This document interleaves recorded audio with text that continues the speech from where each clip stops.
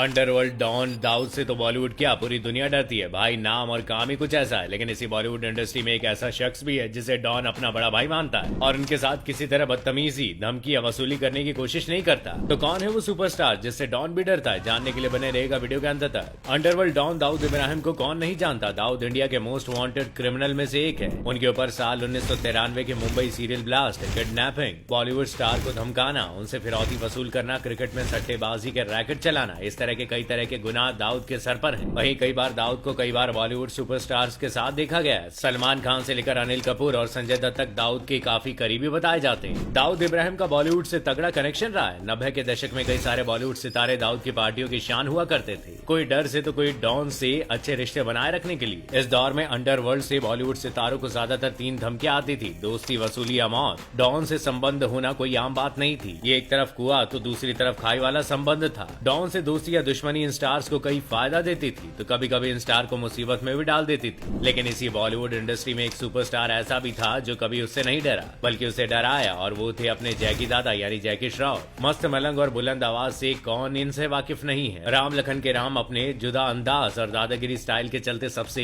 Hit actor रहे। जहां पूरी बॉलीवुड इंडस्ट्री, यहां तक कि बॉलीवुड के दबंग खान कहे जाने वाले सल्लू मियां भी दाऊद से डरते थे, वहीं अपने जैकी दादा ने दाऊद को ही अपने आगे झुका दिया था। दोस्तों आप ही सोचिए, चौल के एक लोकल गुंडे ने अंडरवर्ल्ड डॉन की सारी दादागिरी कैसे निकाली होगी। दरअसल जैकी श्रॉफ एक फिल्म में काम कर रहे थे जिसके प्रोड्यूसर थे समीर और हनीफ और डायरेक्टर थे असरानी। जैकी श्रॉफ ने इस फिल्म के काफी पोर्शन को शूट कर लिया था, लेकिन इस फिल्म का एंड पार्ट शूट करना बाकी था और इसमें ज्यादातर शूट जैकी के ही थे। लेकिन उन दिनों जैकी श्रॉफ का काफी बिजी शेड्यूल चल रहा था, इसलिए वो इस फिल्म को अपना टाइम नहीं दे पा रहे थे। और जैकी के फिल्म के शूटिंग को आगे बढ़ाने के कारण ही फिल्म की रिलीज डेट डिले पर डिले होती जा रही थी। प्रोड्यूसर बहुत परेशान हो रहे थे। उन्होंने लग रहा था कि अगर उन्होंने इस फिल्म को टाइम पर रिलीज नहीं किया तो उन्हें बहुत बड़ा नुकसान हो जाएगा। यही कारण था कि प्रोड्यूसर हनीफ और समीर ने जैकी श्रॉफ को समझाने की बहुत कोशिश की कि वो फिल्म की शूटिंग टाइम पर पूरी कर ले, लेकिन जैकी ने साफ मना कर दिया। वो अभी इस फिल्म के लिए टाइम नहीं निकाल पाएंगे क्योंकि वो अभी कहीं और बिजी हैं और उन्होंने ये डेट्स दूसरी फिल्मों को दे रखी है। जब जैकी श्रॉफ ने डेट नहीं दी तो इसके बाद समीर और हनीफ ने अंडरवर्ल्ड की मदद ली। समीर और हनीफ को अंडरवर्ल्ड के साथ काफी अच्छी दोस्ती रही है। उन्होंने अंडरवर्ल्ड माफिया दाऊद इब्राहिम को पूरा किस्सा सुनाया। उन्होंने कहा कि फिल्म का एक्टर हमें डेट्स नहीं दे रहा, इस वजह से हमारी फिल्म की शूटिंग रुकी हुई है और फिल्म डिले होती जा रही है। तब दाऊद ने समीर और हनीफ से जैकी को धमकाने के लिए फिल्म के एक्टर का नाम पूछा।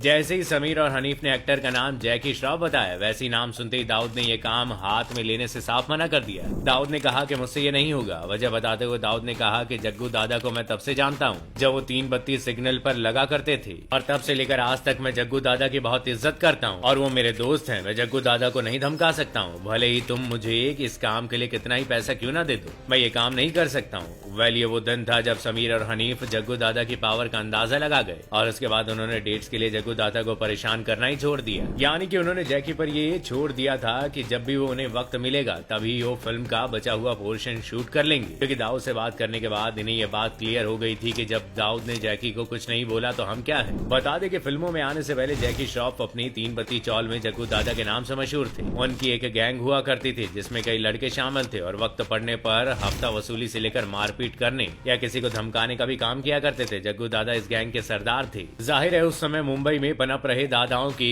बीच में जग्गू की अच्छी खासी पहचान थी। उनका ये जान पहचान जग्गू दादा के तब बहुत काम आई जब वो फिल्मों में आए। उनका पिछला रिकॉर्ड देखते हुए कोई भी उनसे उलझने की जरूरत नहीं करता था, इसलिए अंडरवर्ल्ड दाऊद ने भी जैकी के पावर को माना कि जैकी का बैकग्राउंड किसी फिल्म इंडस्ट्री से नहीं है, लेकिन उनका स्टारडम आज भी किसी से कम नहीं है दोस्तों।